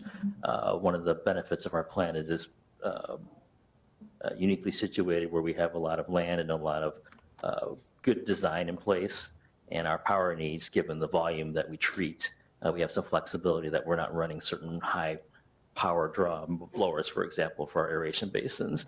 We don't have to run all of our blowers all the time because of the volume that we treat. We're able to run a few at a time and do them in sequence. If our operations had to change for increased capacity for whatever reason, that could probably change the dynamics of maybe some more power efficiency needs being required to balance that out. But at this point, based on our latest energy kind of audits and reviews, I don't know that the upfront costs for other power efficiencies would bring a realistic return on investment. But it's something we would continue to explore if more grants available and it does kind of reach that tipping point where it would make sense to implement it at our utility facilities. We're definitely on the lookout for it. And I believe it was brought up by a resident recently, so we've been exploring that further. But at this point, at least for the short term, in our current rate study, where a lot of our funding for things like that at our wastewater plant and wells would be at, we're kind of in the investigative mode. So if we were to add solar, even if it cost us zero to add whatever equipment, we would not technically be able to sell any of that power back or offset costs? I don't know if it would be at a high rate. That's obviously something we would have to, the factor of selling power back would be something we'd have to explore a little bit further. I don't have the answers for you right at this moment, but we can look into that though.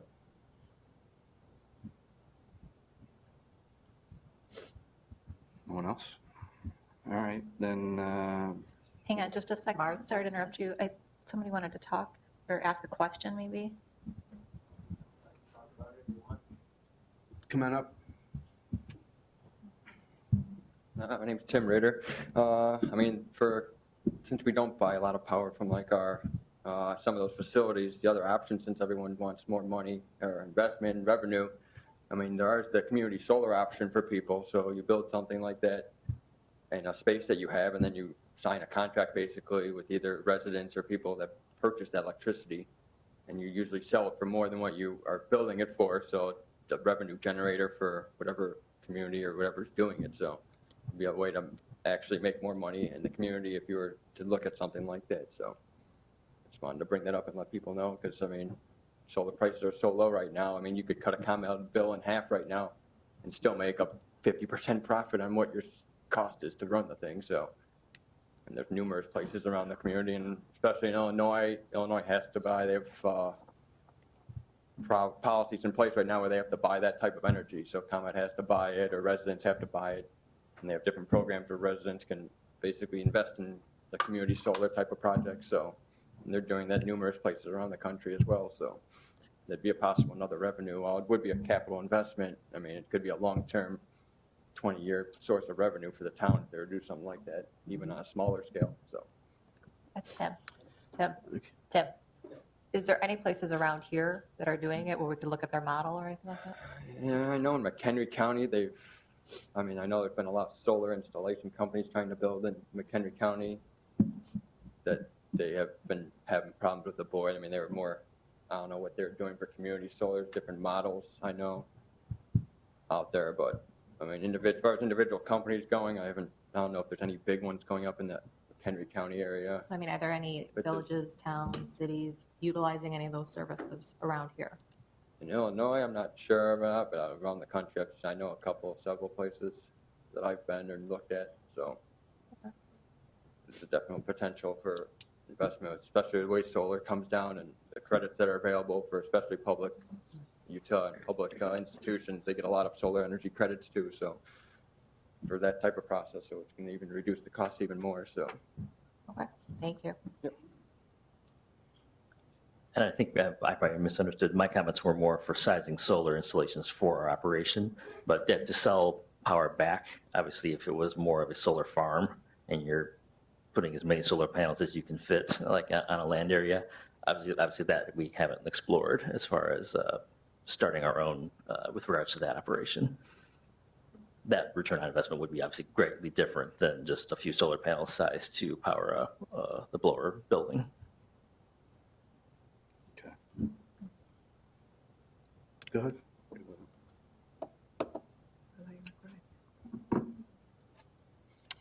How about mosquito spraying? Mosquito spraying, we talked about that before, and maybe an estimate on what that would cost. Yes, you might recall back in, I believe it was October of 18, we had a committee of the whole discussion on mosquito abatement. And that discussion, as part of that, we did review and obtain a quote from the major provider that seems to service most of, or nearly every community actually in Northeast Illinois. We got a just preliminary quote to see what that would be, and the range was between $30,000 and $60,000 per year for carry. And that range would depend upon the number of larvicide treatments versus adulticide treatments that we would want to implement. Obviously, the recommendations from the mosquito experts are that the best approach, the best bang for the dollar, is to try and eliminate the larvae and the eggs before they hatch into full-grown mosquitoes. Most of the spikes and complaints that we get during mosquito season are following certain weather patterns and certain rain events. Last summer was one of those summers where we had very extreme record wet weather for periods that was followed up almost immediately by very high temperatures. And those tend to spike the amount of adult mosquitoes that hatch right away. So the programs and even the areas in the communities that do spray, obviously the larvicide programs cannot always handle and keep up with the demand that happens in those conditions. And that's when the adult spraying comes into play. So like I said, we did get quotes. The 30,000 would be more in the range of just doing the larvicide spraying and the kind of the proactive pre-treatments. And that would only be in the areas that the village controls. So spraying along the main areas from the right-of-way, from truck-mounted sprayers, and then aerial over maybe some of the larger basins and wooded areas. That cost too would purely come from the general fund. It would be a general fund expense. Eric, what do we do? Oh, go ahead. I'm sorry, go ahead. Eric, what are we currently doing now to be proactive about that? Our guys are they're dropping those pellets and stuff into the retention basin. Yes, so from the village program that we have done historically and continue to do would be to apply the larvicide briquettes into our catch basins. So those are the areas, the storm drains for the storm sewers. Each of those little storm structures does have a little bit of a sump, so a little bit of a holding area at the bottom of the structure before it goes into the pipe. So there'll be a tiny amount of water that can, following rains, puddle up there. And those briquettes dissolve slowly over time so that mosquitoes that might want to lay eggs in each catch basin are treated and killed at that point.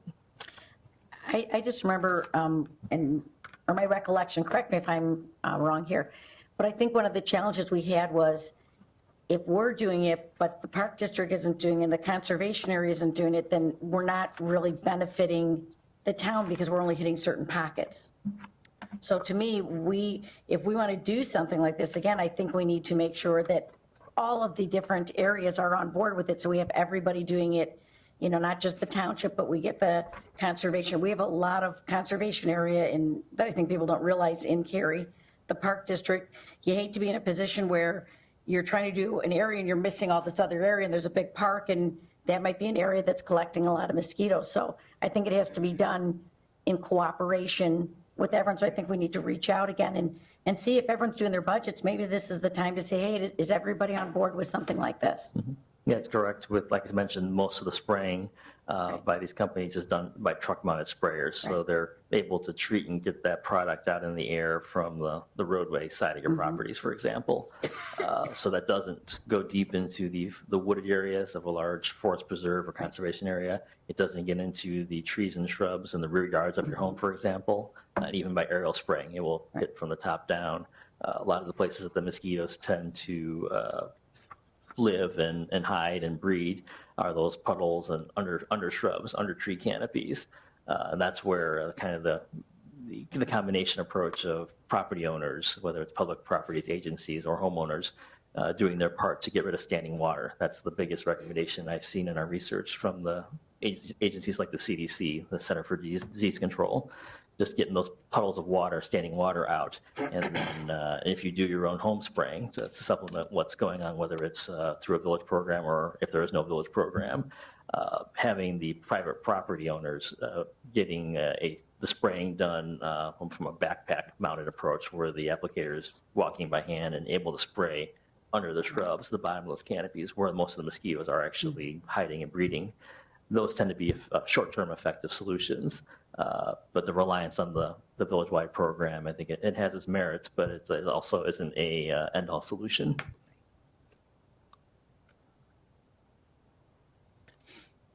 Any other comments on mosquito abatement? What are your thoughts on it? Yes, no? Do you want to try to allocate, carve out money? Need to have you want to think about it and get back to Jake? I'd like to see if other bodies are interested in it. Yeah, I think that's a very good, a good point. Okay. Can you do that, Jake? Yeah, absolutely. Thank you. And we're happy to refresh the quote as well from the vendors as well. Maybe you can give us an exact breakdown, exactly what we would get for each expenditure, what we get for 30,000 or what up to the maximum of 60,000, what's included in that might help with the decision too. Certainly. Is there any comments on this side, any initiatives that you'd like to see on the budget? Well, I mean, I guess I just want to say one thing, and that's that I'm confident in Eric, and you can support this, that we're going to be continually looking out for grants.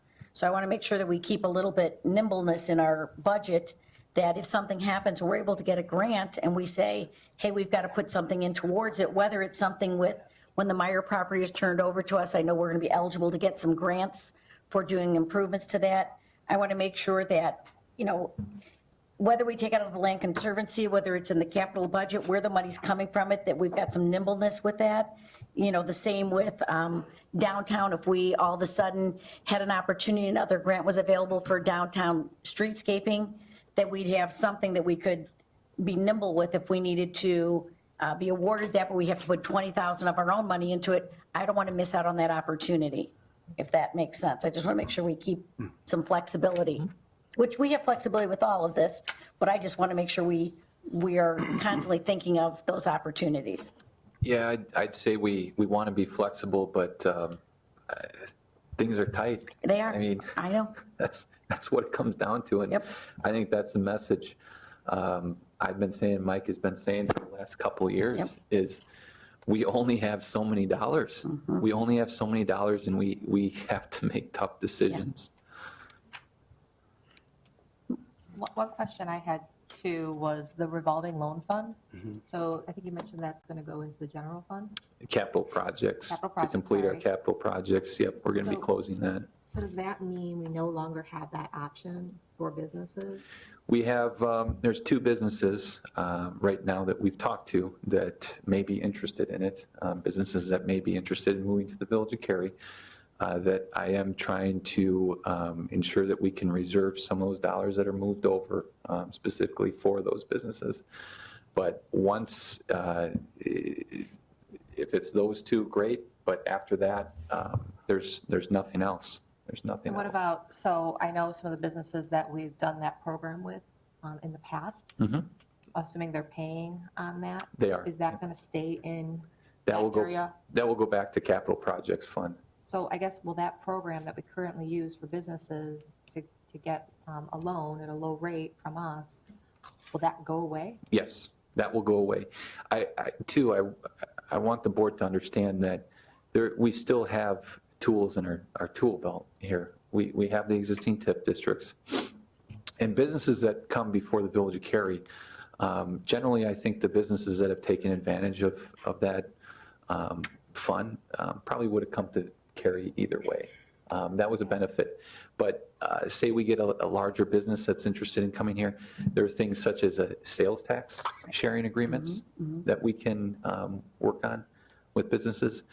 So there are other things that we can get creative with. But again, it just comes down to our budget, and it's tight. So on that note, I would like to talk about the McRide program, and I had emailed the board and several county board members on this topic.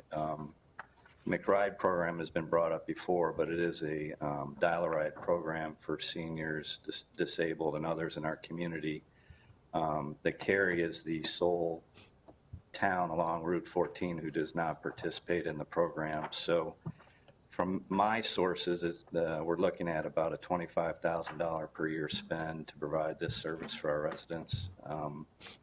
The feedback I've gotten from various board members and county board members has been really good on this project. So I wanted to see if we could fit this in the budget.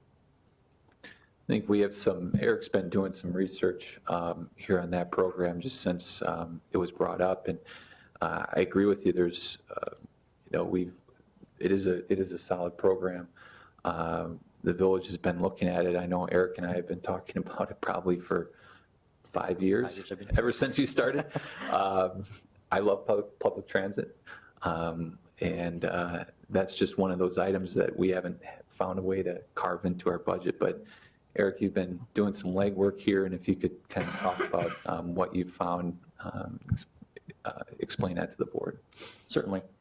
Yeah, so based on your feedback, Trustee Casa, we did a little additional research, and Courtney Sage and I also been in contact with McHenry County and their chief transportation planner. So we've gotten some more info on not only the MC Ride program, but some other things that are out there, and one of which I just found out as recently as this past Thursday at our Council of Mayors meeting, which is our group that discusses the transportation and other transit type programs. So the MC Ride program, I guess first of all, does the board want a summary of what that is? Or I think. Why don't you just give a brief so everybody here knows what you're talking about? Okay. So transit, specifically bus transit services, there's primarily 3 different methods that's delivered in this area. One of which is fixed route bus services, and that's by the group through the RTA called PACE, which I'm sure many of you are aware of. There aren't too many fixed route services available in this county. I think the main one right now that exists goes through between Crystal Lake and the city of Woodstock, and then also from Crystal Lake down towards Randall Road, down to Elgin, I believe. So there aren't a lot of fixed routes, but they do exist in this county. None of them do go through Cary, though, and through the Route 14 corridor. So that's the first delivery method. The next delivery method is kind of in 2 pieces. It's the on-demand or the dial-a-ride services.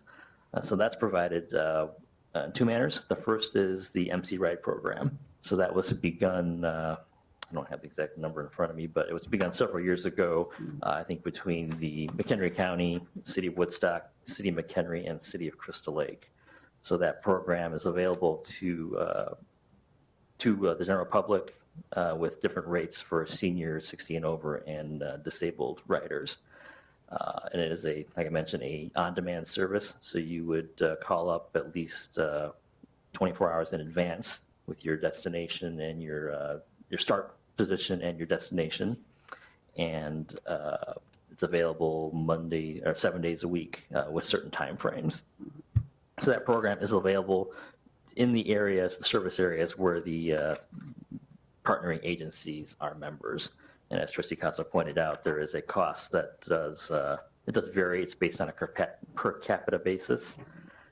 So speaking with what the current, it does change each year slightly, but the 2019 rates for Cary, based on our talking with McHenry County this week, 2019 would be at $1.25 per capita, which would come out to $22,839 if the village was wishing to proceed for this coming calendar year. So that's that service.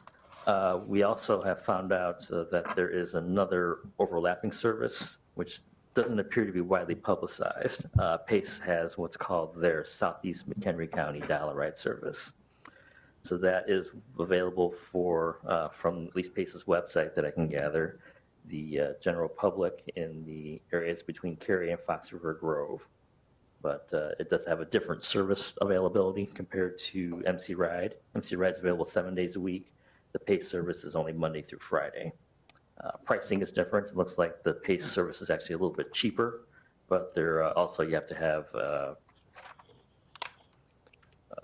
you have to schedule your ride more, at least a day in advance, as opposed to a few hours in advance. So that one also is available. The last component, it's kind of more tied to the fixed route services. McHenry County announced at our council of mayors meeting that they've completed their 2018 transit plan. So it's the McHenry County's vision for what transit could be in the region, McHenry County specifically. So as part of that plan, they laid out some of their goals and concepts for the next 5 years, one of which would be a new fixed route in the southeast corner of the county, specifically to service people making trips within and between Fox River Grove and Cary. That option obviously has the benefits of not being a dial or not being on demand and dial ride, but being a fixed route, circulator route. So actually just traveling consistently on a regular schedule, similar to what Metro does. That would provide some added convenience for people just having to make daily trips and maybe trips more on a spur of the moment or for business and work and so forth, or recreation. It is conceptual in nature, and obviously it's dependent upon PACE being able to incorporate it in their future plans. But that is a service that, if it was to be implemented as recommended in the county's transit plan, obviously could be a huge benefit to our residents and not require that annual service cost. But it's dependent on a number of factors, funding from PACE, and also the success of the similar concept, the circulator fixed route concept that's going to be implemented probably in the Harvard area first. So we'll see how that works out first, and if that model works well, it's something that the county would recommend that PACE work on. And then also they would obviously approach the villages, Fox River Grove and Cary, for feedback before the next steps. So it is part of a plan, so it is concept in nature, but I just wanted you to be aware that's something that, and a concept that is being discussed for people like myself in the traffic engineering business. That's exciting stuff, but I just wanted you to be aware that is out there in the background. But for the immediate servicing needs, the MC ride is an option, and the PACE that exists is also an option. Go ahead. Sorry. There's also the, I don't know if anyone, I talked to Algonquin Township quite a bit this week, just confirming, what they've got, because they do have a program. Now, granted, it's limited to Algonquin Township, but it's for seniors, disabled, and that's a very reduced rate also. And they will take them, all over anywhere in the township. So there is something there. They currently have about 380 people that are using it. They don't feel that they're overstaffed or anything like that. So I'm wondering if everyone knows that that's available too, in conjunction, whether we implement an additional program or whether that's being utilized to its fullest potential. But they're adapting, doing a couple changes to it. They didn't have it done by, I checked with them yesterday, they didn't have it all done. But it's pretty similar to the program in the sense it's 24-hour notice. If you have a doctor's appointment, it can be up to 30 days in advance. So it's for anyone that's a senior, but also anyone that's disabled, and that could be permanently disabled or temporarily. So if someone's had a knee replacement, or they've had something happen, they can't drive their car and they're 30 years old, they could still utilize that service on a temporary basis. So at least there's, I wasn't as familiar with the program, but as I said, I talked to some different board members, and I talked directly to the gal that administers it at the Algonquin Township. So I didn't know if everyone was aware of that. Yeah, that's definitely out there. Since Cary is, I think it is entirely within Algonquin Township. Right, exactly. Obviously, like you mentioned, seniors and those with disabilities are eligible for that program. MC Ride and PACE obviously are also available for the general public. So that'd be the difference in service level that it's not currently offered. Right. Yeah, and that's an important distinction for maybe teens that need to travel somewhere, or somebody who doesn't have a license or has a temporary medical condition where they can't drive. And I think one of the biggest positives with this program is it establishes weekend service, which isn't included otherwise. So we have a lot of people that, for instance, want to go to church on Sunday that don't have a ride, things of that nature. And Eric, you mentioned the bus service between Fox River Grove and Cary potentially in the future. I just want to point out that from what I've been getting from residents is the primary need isn't between Fox River Grove and Cary, even though that is there. we do have a number of residents who are trying to get from Cary to other areas in McHenry County, Crystal Lake, wherever to work, and this would fill that gap. In particular, I'm knowledgeable of one family who actually, the boy has to go to the train station in Crystal Lake before he can catch the MC ride service elsewhere in the county. So, I think it would be a really good program. I think there's a lot of value because this is federally subsidized. The value for the money is really good, in my opinion. I agree with your notion that it would need to extend into Crystal Lake to an extent. And we had similar comments with the county that if they do move forward with their concept in the transit plan, that we had some thoughts, and they fully intend to engage the communities like us for feedback like that. But no, that's you're right on target with kind of some of our thoughts as well. Jake, how much money are we bringing in from video gaming currently? We budgeted, we budgeted this year $100,000 into the general fund. And that's coming from 7 locations, or how many? do we 9, have? I think. 9. Yeah, I don't this know year the it was like exact. 89,000. We're budgeting. We have a couple new ones coming online this year. So I was going to say there's a few more that kind of want to get it, but Yeah. kind of putting them off. I'm in favor of looking into this program, trying to find the money for it. Mike, if you could chat with the board here a little bit. This is a program which I agree, it's a great program, and I've had that same thought for 5 years or however long Eric and I have been talking about it. If there's ways that we can fund it this year, okay, that's one thing, but I always want to have the lens of what is Cary's budget going to be like in 5 years? And Mike, when we add things to the budget, I mean, how can you talk about how this stresses the budget in the future, this or other ads? Just my experience from working with things like this, solid programs, great programs. The point I'd make, though, is really you're not making a commitment just each and every year.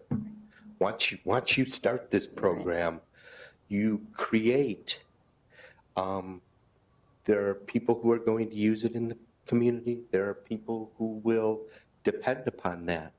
So once you take the step to approve the program, I think going forward, there's probably a commitment people expect that they're going to continue to have access to that program. The cost appears reasonable. I mean, I'm sure costs, or my experience is, those costs will go up depending on how many utilize the service and the demand that's created from everyone who's using it. So I think it's just important to keep in mind that once you make that decision, you're making that decision for a while. I think it is a worthwhile project. I think, what Eric explained about this conceptual project that's going on, and it sounds like it's maybe 5 years out. Again, I think this is a project you evaluate every single year. And maybe in 5 years, when that comes to fruition, it's something that we no longer need. But I do see a lot of value in the program, so I would support adding the program to this year's budget. And just for our frame of reference, Mr. Ducharme mentioned cost increases. 2018, the cost was $1.20 per capita for Cary if we had been in it, and it went up for 2019 to $1.25 per capita. So there are those slight cost increases that would occur with that program. And, I know we spend about $12,000 a year on crossing guards, and we've spoken about that being a school expense rather than a village expense. Again, that might help fund this program right there if we get the school to pay for their crossing guards. Yeah, on top of that, the 2018-2019 budget surplus right now is projected at $22,000. We're getting $30,000 more from the LGDF funds from the state. The people I spoke to said this program it's not like a contract basis, so if at some point we needed to discontinue, we could do that. My understanding is it's paid monthly. So it's not like we're entering into a 5-year deal. Yes, when I talked to the county, they mentioned that if, like, for example, you were to start midway through the year, they would prorate it. They would charge us the full $23,000 for the year, for the calendar year. Do we get, Jake, I don't know if you know this, or Eric, but calls could maybe goes to Courtney. Do we get calls for this from residents that people inquire about this? Periodically, yeah. I receive them. I've talked to an individual right over here, actually, on the phone about it. I know Public Works gets calls too, so periodically, yeah, people inquire about it. We just had a student dropped off by Pace the other day. Maybe their parents' car didn't start, or who knows, and they were a walker. So So I've got 3 people that are interested in it. Other thoughts from board members? So wait, I'm in favor. I'm in favor. There's I think 4. Jeff I'd like to try to was. find the money. There's 4 of us. Are there, Jennifer? I am in favor. Okay. Very good. What else is on your list, trustee Kessler or Cavelli? I guess, Eric, if we could talk about the expense related to meteorologists. I know I've touched on that a couple of years ago, and maybe, how much is that? And is that something we really need to be doing? Yes, it is. We're budgeting $1,000 in our professional services account for the meteorological services. So what that is doing is that during the winter months, we utilize a service to help us pinpoint the timing of forecasted snow and ice events. Obviously, with the advent of the internet and smartphones and just the news media, weather information is available everywhere. But what this service does is it gives us a specific forecast and timings for Cary itself. Because as you probably see, just given the nature of Chicago weather, the timing of rain and snow starting in McHenry County, for example, will vary compared to where it starts in O'Hare or the south suburbs. There's definitely a different line of timing that typically I-80, for whatever reason, maybe because of Lake Michigan, is a dividing line for a lot of the events, depending as they happen. But that is, I would say, a highly necessary function for us to make sure we get our trucks out at the right time and we don't get material out too soon and waste money on salt that gets washed away by maybe a rain that would occur when the freeze point, the switchover, isn't exactly what we guess. It also avoids us having to bring drivers and plow operators on call and sit and wait at the facility. We can better time when we bring them out and when we start that overtime process. Right now, we have a smaller size service that obviously has a very good value compared to some of the larger scale services, which is why only $1,000 is recommended for our budget for this coming fiscal year. Okay. I thought that it had been higher in the past, so maybe I'm misguided on that, but okay. I'm good with that. It was, I think we budgeted $2,000 or $3,000 in the past. That's one of the things that we stripped out of the budget, and that's part of the cuts. We're only going to get the service for the winter months. We're not going to use it for the summer months. So there's value to it in the summer months with other rain events, but the critical side of what we needed is for winter plowing. So that's why we reduced it by about $2,000. Okay. Anything else? Trustee Cavelli? No, Trustee thank you. Betts? No. Trustee Kraus? No, I think I'm good. I'm good. Glad, yes, it was okay. I appreciate the board's time this morning. A lot of good feedback here. It's why we do this meeting. Want to have your feedback and guidance in putting this budget together. So thank you. Okay, I will entertain a motion to adjourn. So moved. Second. All in favor? Aye. We are adjourned at 11:02.